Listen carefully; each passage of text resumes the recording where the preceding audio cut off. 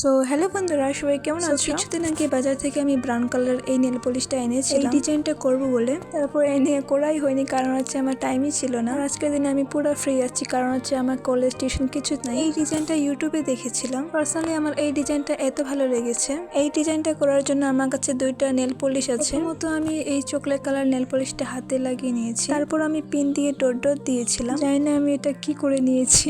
তারপর এটাকে মুছে আবার একবার ট্রাই করলাম। পিন দিয়ে ডট গুলা ছোট ছোট ছিল, তার জন্য আমি ক্লিপটা একটু বেঁকা করে এরকম ডট ডট করে নিয়েছি। তারপরে আরো পিন নিয়ে এরকম ঘুরিয়ে নিয়েছিলাম, যেমন ভিডিওতে দেখাচ্ছিল, যেমন ইউটিউবে দেখেছিলাম ওরকম তো একটু হলো না, কিন্তু জানি না এটা কি হলো। তারপরে আস্তে আস্তে করে বাকি আঙ্গুলগুলো এইভাবে করে লাগিয়ে যাচ্ছিলাম। আপনারা এই আঙ্গুলটা দেখুন।